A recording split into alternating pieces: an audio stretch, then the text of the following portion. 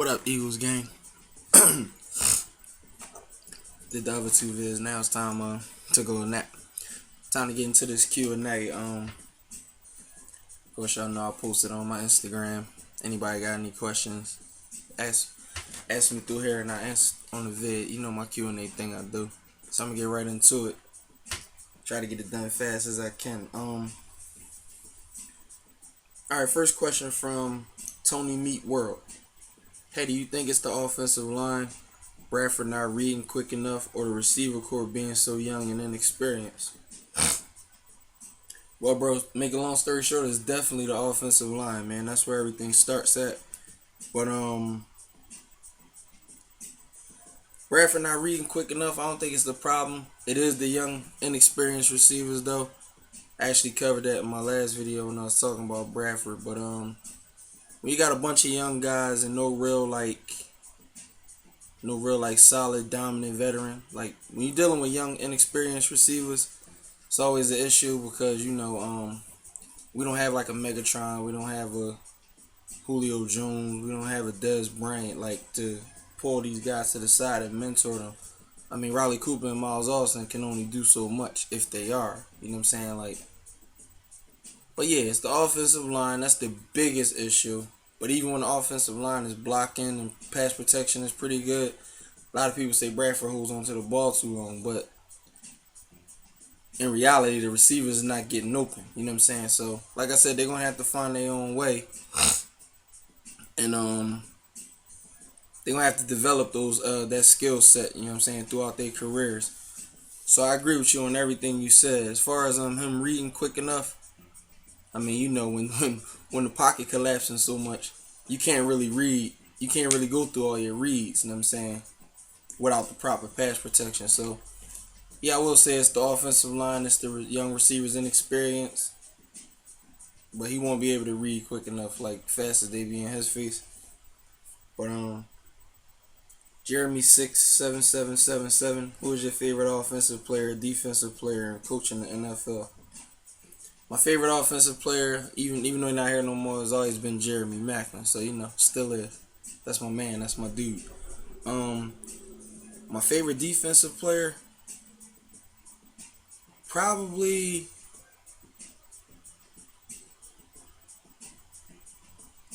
Vinny Curry. My mom asked me that the other day. Vinny Curry, favorite defensive player, and my favorite coach in the NFL will always be Big Red. You know what I'm saying? It's gonna always be Andy Reid. So those are my three favorites. Would you rather have Sanchez start over Bradford? That's Eagles _4_life. I always been a Sanchez guy, you know what I'm saying? Like I always wanted Sanchez to be the starter up till training camp, you know what I'm saying? And even then I still wanted Bradford to start, but like I told y'all, my friend she put it in my head that, with Bradford we get the deep ball. Cause I thought Sanchez would have a deep ball by this year, but it seemed like the plays designed for him is to always be short passes. So I took a liking to Bradford after that. I went to the 2 training camps this year. So you know what I'm saying? I'm a Sanchez guy, but I won't say start over Bradford just yet. But I can see how fans would want that to happen because of what's going on now. But no, not just yet. I'm gonna give Bradford, I gotta be fair, you know what I'm saying? Like he's not getting the proper pass protection. And last year Sanchez, he had to start no line out there. He had, Maclin. He had he had a good team last year. This team is still under the radar. Under the microscope. New Yorkers bleed green. Here's my question: if David Icke is available, oh my God, I wish he was, man. I really wish he was. I gotta agree with you on that one. I actually, after the game when Sturgis missed, I said, "Oh my God, I wish we could have Akers back." So I agree with you fully there, buddy. And Menshaw 29, did we cut Sturgis yet? No, I actually thought we would cut Sturgis right after the game, but of course our coach is Chip Kelly, so he's unorthodox with everything. Andy Reid would have cut this guy. Any coach would have cut this guy. Nope. Honestly, with Novak available, any coach would have signed Novak. So, but nah, he's still on the team. Cozy_17. What's my opinion on Sam Bradford? I actually got a vid put up, you know what I'm saying, talking about Bradford. But long story short, he could be a good guy. He could be a good quarterback. We just need the proper pass protection, and we need our young receivers to, quickly find a niche in the NFL and find a way. But it's kind of hard to do that when you're trying to fill up your offense with so many playmakers. You don't spread the ball around enough. So, for my opinion on him, I'm not on the bench Bradford wagon yet. I believe he deserves, a proper squad. Like, he deserves his proper protection. He deserves, to go through his reads and everything, just like everybody else in the NFL. You know what I'm saying? With everything, I say 85% going well, 85%, then I believe you get a proper understanding of where we stand with Bradford as far as how good he is, how bad he is. But I don't think he's getting the proper protection, and he got the young, inexperienced receivers. I mean, he does have his flaws, don't get me wrong, but I don't think it's an issue of holding on to the ball too long, even like everybody say. I believe he holds on to the damn ball too long and not react quick enough to avoid sacks. But I don't believe he holds on to the ball too long when he got a clean pocket. It's just the receivers is inexperienced, so. And then when he do throw the deep ball, he overthrows it. You know what I'm saying? So he has his flaws, but I believe he's pretty good, and he deserves a fair share as far as like everybody doing their job. You know what I'm saying? Parth_Patel_72. Do you think we'll go anywhere this year? It's a tough question, man. I had us going 11-5, and that was because for some reason we always have fourth quarter games where we lose because we don't execute down the stretch. So I had us going 11-5, losing maybe 2 or 3 games that we were supposed to win, but we caught a tough break and lost. Now that we 1-3, I believe the best possible way to go anywhere is to win the division, because our division is kind of weak right now. But 11-5 is kind of tough, and you got to go 10-2 for the rest of the year. So I don't know. Maybe we can make the playoffs with a 9-7 record. Maybe we go 8-8. I don't really have as much faith as I did in us going to 11-5, but I see maybe 10-6, 9-7, 8-8 at worst. If we can get anywhere with our division with that kind of record, but I really don't. I mean, we got the Saints coming. Still got to play Brady and them. But anything possible, man. But honestly, my faith is in a 10-6 record now, maybe a 9-7 record. Maybe we get to the playoffs as our division continue to play bad, but that's my take on that one.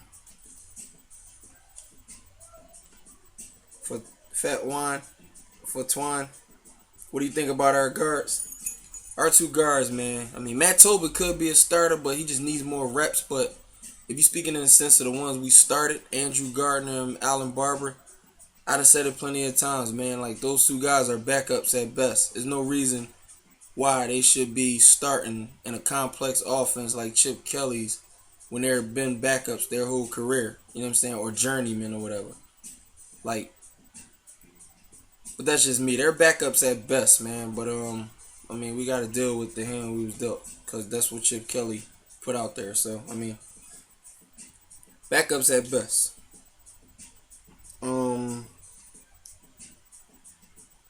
Delonzo Jake. When are they gonna put Sanchez in? And will DeMarco take off?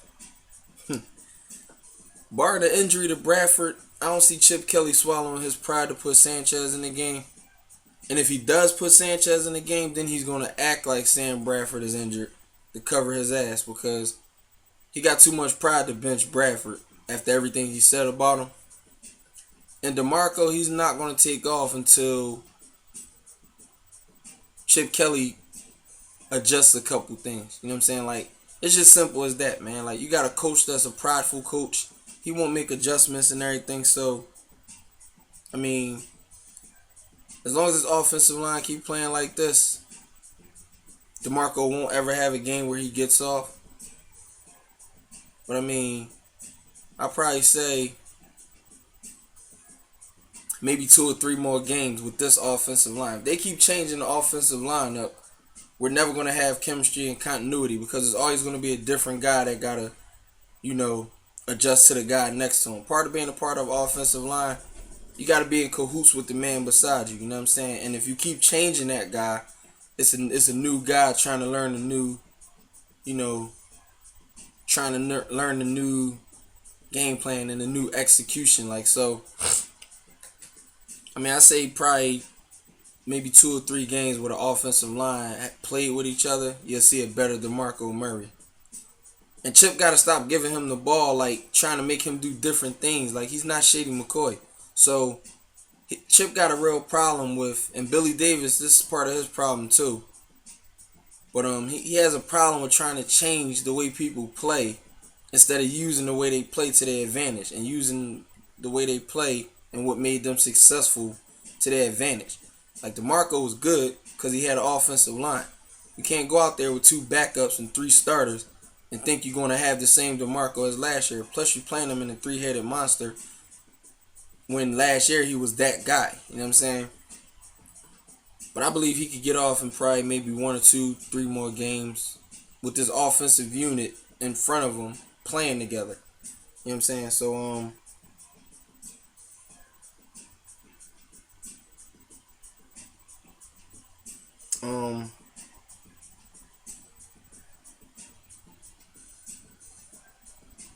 Big Mike 077 said we need a right guard bad. Yes, we definitely do, man. But you know, we plugged Tobin in there, and then Peters got hurt, so we had to put Tobin on the outside. We had to use Dennis Kelly, I think, right there. I mean, long story short, man, it would have been good just to have Evan Mathis, Peters, Kels, and you know, you work a guy into the offensive right guard position. You know what I'm saying? It would have been a lot better trying to plug a guy there instead of trying to plug 2 guys into an offensive line. Call me Young Lito. What do you think is the cause for the alarming drops from our receivers? The inexperience, man. Like, sometimes, you know, it's like when you're a cornerback and you see a ball coming to you, so you run before you haul in the interception. You know what I'm saying? It's a thing where you're young and you're trying to impress the coach. So you might be pressing, you might be doing too much to impress the coach, as opposed to letting the game come to you. So it's definitely the reason for their drops. They're trying to make a play before they catch the ball to make a play. And you know, you think when they can't really get open because they so inexperienced, they finally get a pass thrown to them and they want to make a play before they haul in the pass. You know what I'm saying? So that's the reason for the alarming drops. You know what I'm saying? Inexperience and trying to do too much too soon. Brian J. Gonzalez 13. Should we make a move for a playmaker at the receiver position? Seems like none of our receivers can get separation and give Bradford help. I can see us making a play for a big play receiver like Alshon Jeffrey or whatever, but the part of our offensive scheme is it's so predictable. Like, you know, you got young guys you can rattle because they're inexperienced. So when you're on defense and you're playing us, it's nothing really special about our offense as far as who's gonna be the Swiss Army knife. Like, a lot of people know that it's Darren Sproles, so sometimes they key on Sproles, and he does create mismatches with Darren Sproles, but he don't do that with nobody else. So it's kind of easy to shut down the rest of our offense when all you got to do is lock in on Sproles. And then even when Sproles has a good game, you can let Sproles hurt you by himself, but he can't win the game by himself. You know what I'm saying? So I'm looking at Jordan Matthews like, I mean, Chip, why don't you utilize this guy all over the place, like sort of like Atlanta did to us with Julio Jones? You know what I'm saying? Like, until you get some unpredictability on this offense, like, even if you bring in a big play receiver, you're not going to really get far fooling defenses. You know what I'm saying? So, but I do see us making a move for a receiver. But like I said, we got a coach full of that's pride. He got too much pride. So getting a big play receiver, admit you made a mistake. You know what I'm saying? And Chip Kelly not that type of guy. So, I mean, but I did see us trying to make a move for Alshon Jeffrey if he's available. I mean, he's probably the best receiver out there right now. If the Bears want to bite on the trade, um, Kevin Wyatt. Do you think firing Chip and hiring a new coach will solve some of our problems? Firing Chip Kelly right now, I was thinking about that yesterday. How would that change our team? It depends on the coach you bring in. Like, it's nobody in the NFL like Chip Kelly. So, I mean, any coach you bring in knows what he's coming into. And if he's a real smart coach, he'll know how to utilize the players he has. Like, he'll get down their strengths and their weaknesses quick. He'll make adjustments to, strengthen the offensive game.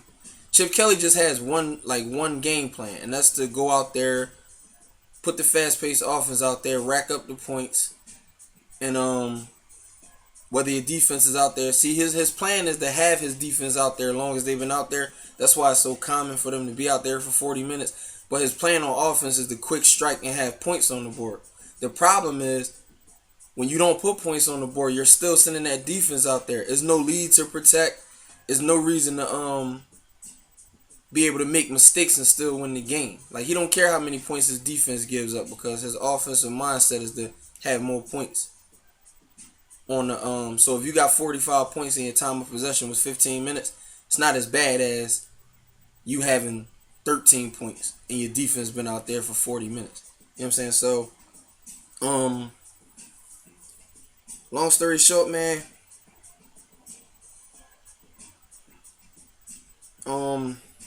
Damn, this is a lot of questions. Firing Chip might not be the answer now, but then again, you can't do nothing but solve all our issues hiring a new coach, because the new coach will come in here with the mindset like, I need to fix this, unless he comes in and say, let's just give up on this season, get a high pick, and we'll work it out next year. But firing Chip right now not the answer, man, because he made a mess out of it. Whatever the case is, he got to clean it up. You know what I'm saying? It's not fair to a new coach to come in here to clean up Chip Kelly mess. So I believe we let him ride out this year and see what happens. And then, you give a new coach a whole offseason to, if you fire Chip. So I'm not really saying fire Chip right now, but he's really working my nerves and I'm almost getting to that point. But yeah, if you're gonna let him create this kind of mess, you gotta let him fix it too. So, I mean, it'll solve some of our problems, but not all of them. You know what I mean? Oh, my love. Do you think that since there's so many new players on our team, we just need time to gel? I believe so. But I believe our defense is pretty good, man. Like, our defense they're damn good. You know what I'm saying? It's our offense, man. Like, the way we practice, the way we do training camp and everything is weird because, like, we practice with each other. You know what I'm saying? It's not the same as a top-notch defense practicing against you. You know what I'm saying? We do the little joint practices and everything. But I don't believe it's time to gel. The biggest problem on our team, and these guys needed a lot of time to gel against real NFL live game action, is the offensive line. Like, I don't believe our receivers are not intact. I don't believe our run game not intact. It all starts with them 5 guys up front. And I believe they needed live game action to get time to gel as opposed to practicing together all season. So, and of course, we got all these injuries now. So it's really no time to really gel with each other because we always plugging in a different offensive lineman because somebody hurt. You know what I'm saying? So until we send one unit out there that get a few games under their belt, I believe the only part of our team that needs time to gel is the offensive line. Like, I believe our offense would be all right if that pass protection is top notch. You know what I'm saying? But yeah, that could be an issue, but I don't think it applies to the rest of the team. I think it applies to just the offensive line right now. You know what I'm saying?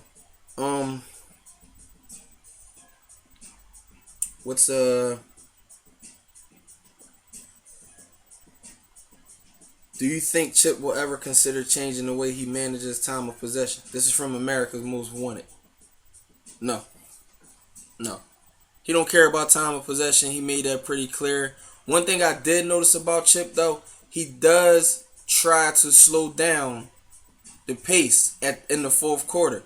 Like I said in my last video, that's not all his fault because I do hear the analysts and the announcers saying, okay, you see the Eagles going slow now. It's just a matter of execution down the stretch. Like, it could be the plays he calls too predictable. The offensive line don't protect down the stretch. So it's easy to lock in on us even though we slowing it down. He does try to make adjustments in the fourth quarter, so I will give him that. Like, he does try to slow it down in the fourth quarter. But as far as him changing his mindset on time of possession, I don't really see him doing that. He just does it in the fourth quarter when he got the lead. Ambitious state of mind. Oh, he said that to my love. The pursuit of success. What should Chip do if we struggle in the first half next week? I mean, if we struggle in the first half next week, man, he probably gonna do the same thing he been doing, and that's adjusting in the second half. But what he need to do is take that adjustment mindset and do it in the first half. But it seems like Chip Kelly to me, I think he has a second half game plan and he has a first half game plan. And I think if we're not putting up points in the first half, by the time the second half comes, we making all the necessary adjustments. But what he should be doing is making the necessary adjustments to not be down in the second half. You know what I'm saying? So if we struggle in the first half next week, he should do what he been doing. You know, make the proper adjustments in the second half to get us the lead. But he has to put it in these players' head, or he has to call better plays down the stretch. Because what Washington did to us, driving 91 yards for the game-winning drive, they executed that to a T. And that takes an experienced guy like Pierre Garçon. That takes a guy like Kirk Cousins. You know what I'm saying? That takes a team to rally behind you and want to go out there and execute the plays for you. John Gruden, he executed that play that drive to perfection. So Chip just got to make the adjustments earlier in the game. He can't wait till the second half. So if we struggling in the first half, it's because Chip didn't do that. You know what I'm saying? Alright, they call me Big Dean. Why did we sign Sturgis over the other kickers? Because Chip Kelly has an egotistical problem. He got a problem with thinking anybody I sign can be good. You should have signed Novak, but you didn't. You know what I'm saying? Sometimes you just gotta go with the grain, not against the grain. Signing Sturgis, I mean, maybe Novak wanted more than the Eagles wanted to offer him, but still, like, you know this league now. The kicking thing has changed now. You need a guy that's gonna nab them field goals from a distance now. And Sturgis missed 30-yard kicks. Like, he missed a 33-yard extra point. I think he missed a 30-something yard field goal. Like, that's pride. Like, you wanna make people in the stars when you should just sometimes need stars on your team already. Like, Novak was the best kicker out there and we didn't sign him. So that's Chip Kelly pride. And his arrogance. Okay, Philadelphia Eagles territory. Why aren't we getting Zach Ertz more involved, and why isn't Murray getting his touches? As long as we got a bad offensive line, we'll always dig us a hole, so we have to abandon the run game. Murray's not getting his touches because Sproles is doing good, and Ryan Matthews actually creates more when he touches the ball. But as long as we need Selleck in there as an extra blocker, Ertz won't get as many touches. You know what I'm saying? Because our offensive line is playing the way they are, so you need to start in tight end that can block better. Selleck is a better blocker than Zach Ertz, so you need Selleck in there to block and use him basically as a 6 offensive lineman. So that's why Ertz doesn't get his touches, because we don't run 2 tight end sets that much. So you won't really see much of Ertz until the offensive line is dominant, and you won't need Selleck as much to be in there as an extra blocker. But the offensive line playing like that plays in a part in Ertz getting his time. Like, his Ertz not being as involved as he should be, because you got the starting tight end Brent Selleck that can block better, and that plays a major part in Murray getting his touches, along with the simple fact that we got 2 other running backs. You know what I'm saying?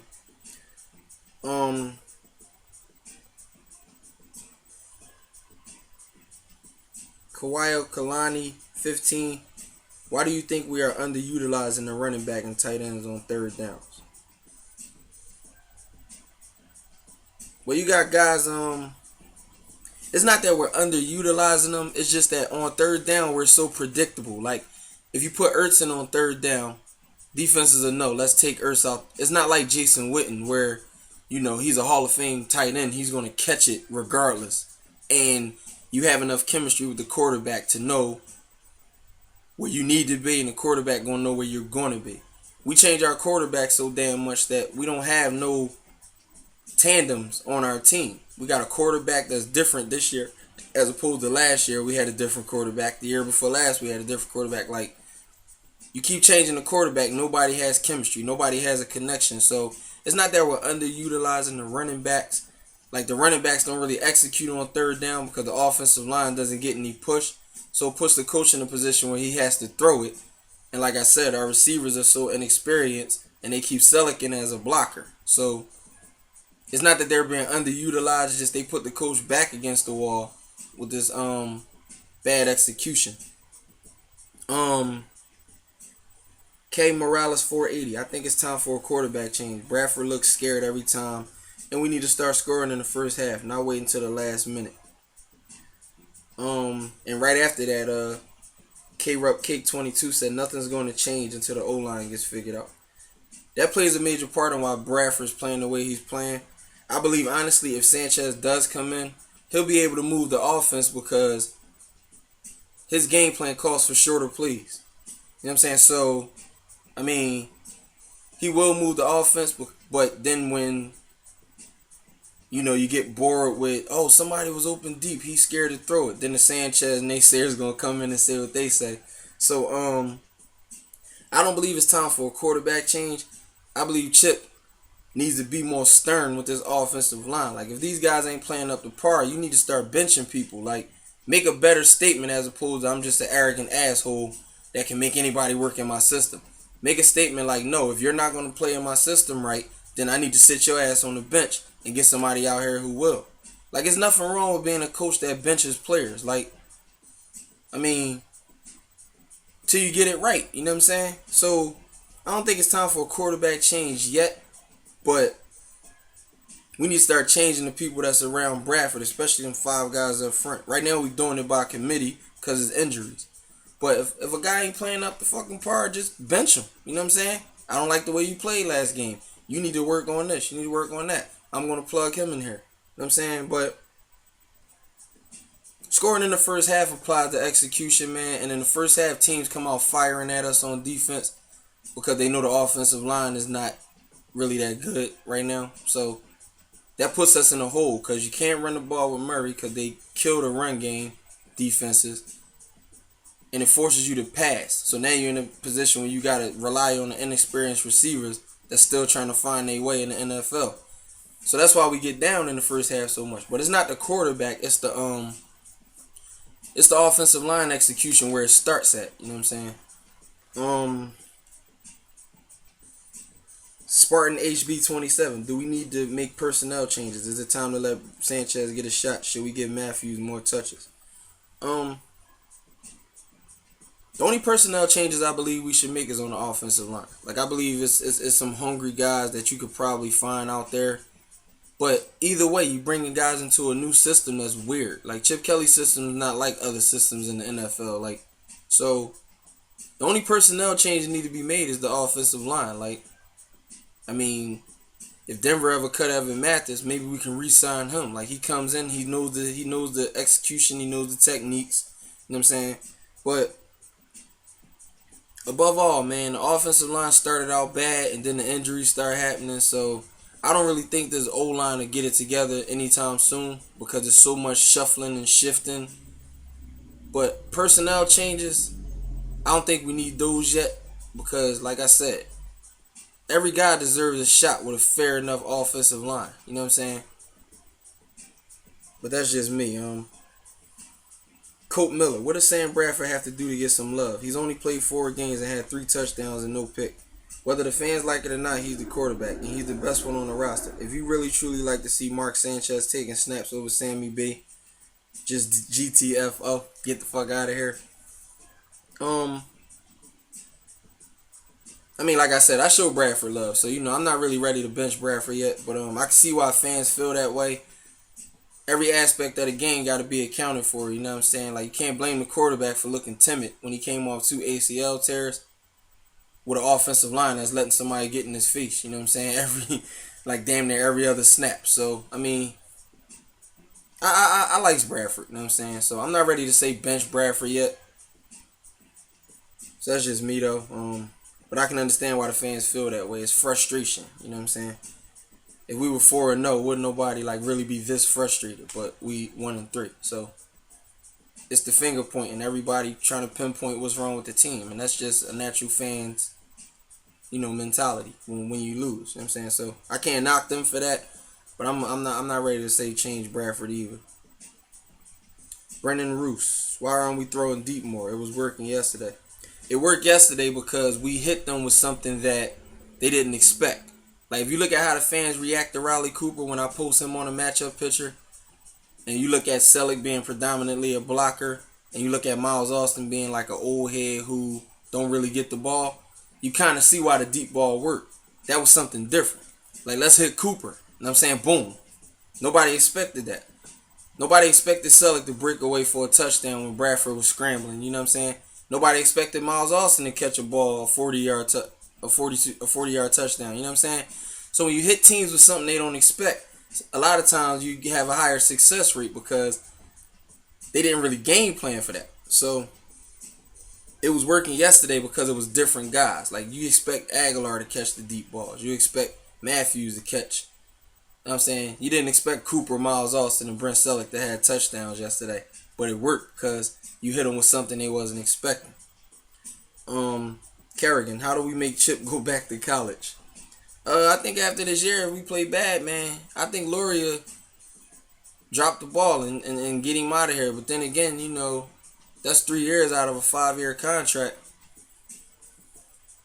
He might get another year with this team. You know what I'm saying? But I don't know, man. Like, sometimes I say cutting right now just to cut your losses and start off new with somebody else and just let the year play out however it play out. But then again, like, sometimes I'm like, Chip Kelly made this mess. He got to clean it up.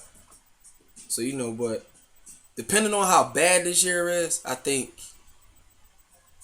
he goes back to college if we wind up 5-11 or 6-10 or some shit like that. But that's Lurie's decision, you know what I'm saying? But I feel you on that one. The techie one. Why is Chip running Murray out of the shotgun? Is Sanchez a better fit, but Chip not going with him because he wants to make Bradford work?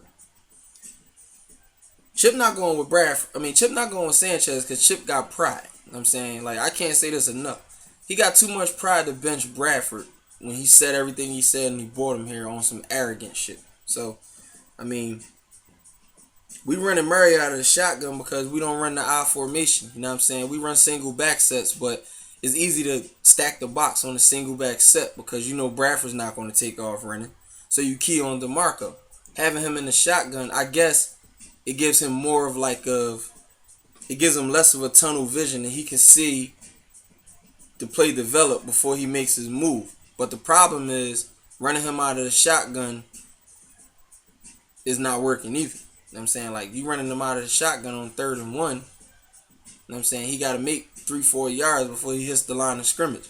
And if you got a bad offensive line who defensive tackles is not getting that penetration, and defensive tackles is running through them on 3rd and 1, now you got to pick up 5 yards to get a first down. Like, it's pretty tough, man. But he's running them out of shotgun because he doesn't have anything else. You know what I'm saying? That's just the way he run his offense. Like, he needs to develop an I formation or something. But Sanchez is a better fit right now because Sanchez knows the offense. But even with this offensive line and these inexperienced receivers, even Sanchez will look the same. You know what I'm saying? He'll probably complete more passes because he's a short route. Like, he's a short passer. You know what I'm saying? He plays the intermediate passing game better than most quarterbacks do. So he'll chop away at getting yardage and everything. But he's a better fit because he's been here already. You know what I'm saying? Philadelphia, 0 pass rush. This defense is just playing a little bit better than the offense, which isn't saying much. They need to get off the field on 3rd down more consistently to let the offense get more touches. I understand what you're saying, man, but I can't criticize the day, bro. Like, these guys, like, if you give up a 3rd down or whatever, you also these guys that's going out there when the offense not giving you enough time to rest. You know what I'm saying? Like if you force a punt on defense and you go sit down for 50 seconds, and next thing you know your team's punting, especially in the fourth quarter where you really start to get gassed. Like I understand what you're saying on third downs. We need to be better, and we actually better than we were last year on third down. But I can't look at it as the offense having 15 minutes of offense and the defense having 45, or the offense. You know what I'm saying? Like I can't fault this defense because they play their asses off all game, and then they still wind up having to play three series in a 7-minute span in the fourth quarter. Defenses don't do that. Like with 7 minutes in the fourth quarter and you got a lead, it's all about the execution and running as much time off the clock as possible when you're on offense. We the only team that get a 60-second 3-and-out, and our defense is back out there. Then they get another stop.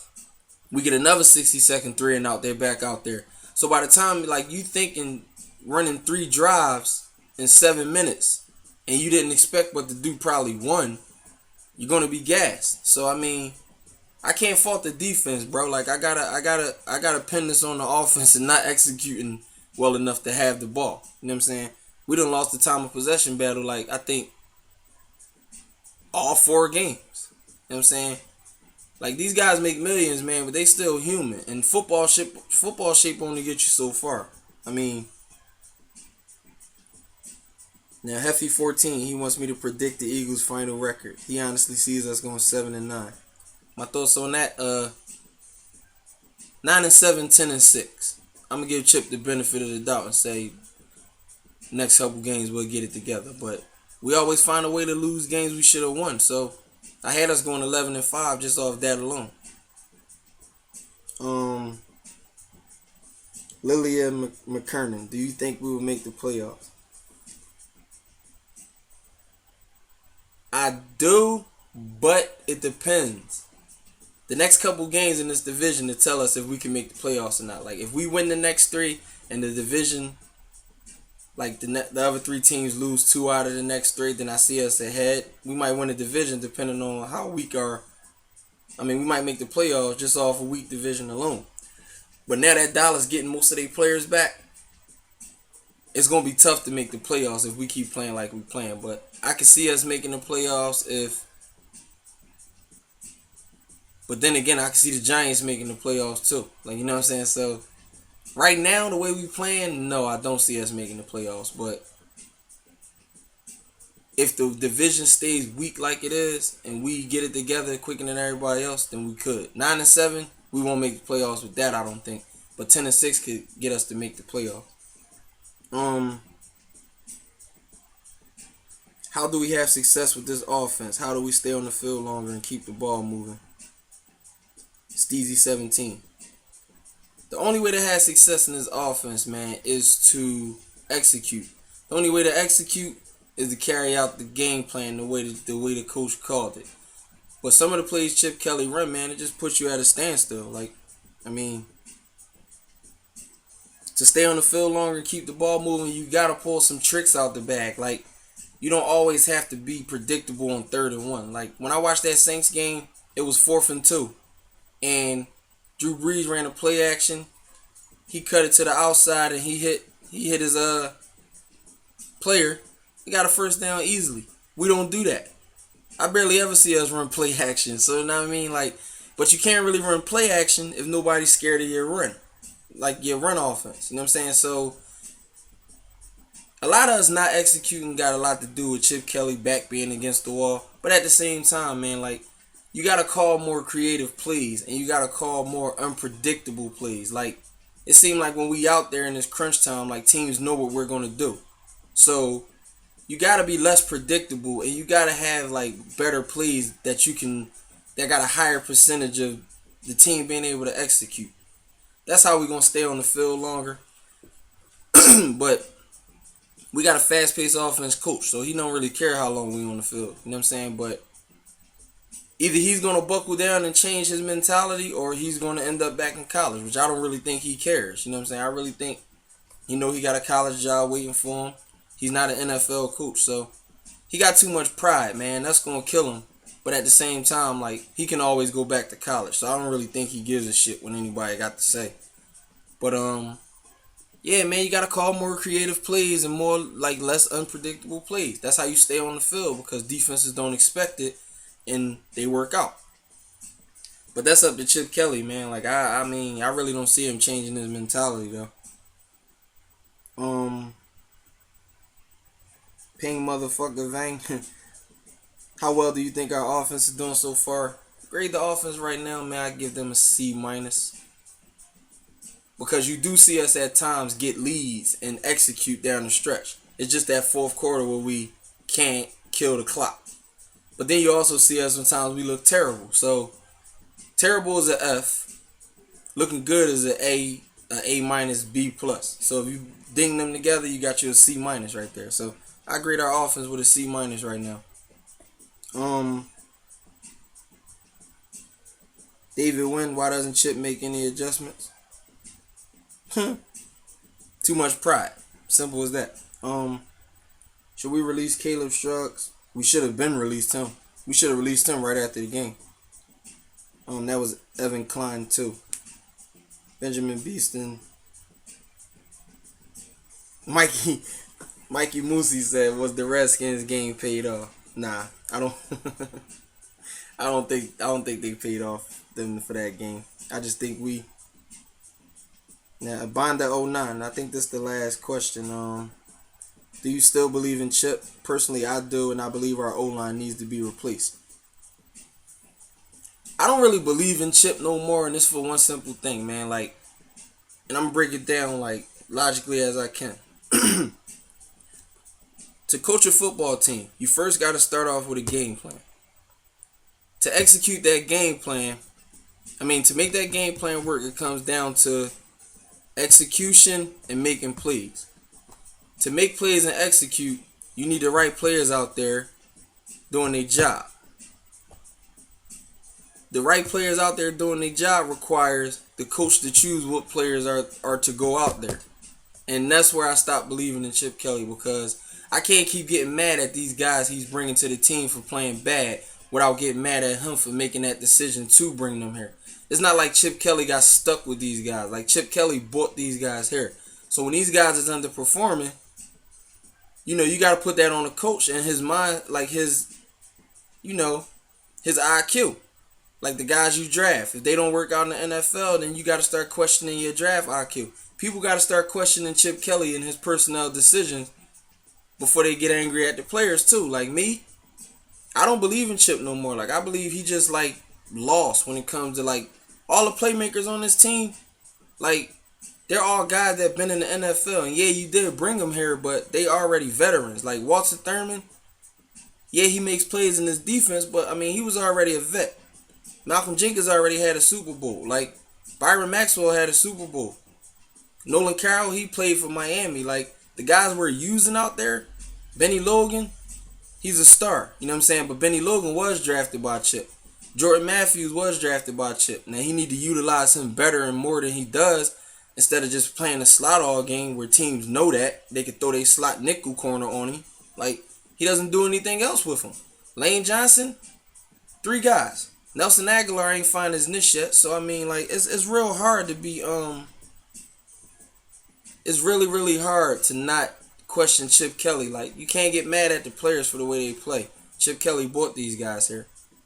So I've been questioning his decision making and everything for a long time. So all I believe in with Chip is that he made a mess and he knows he got to clean it up. So I believe he'll do what he got to do to clean it up.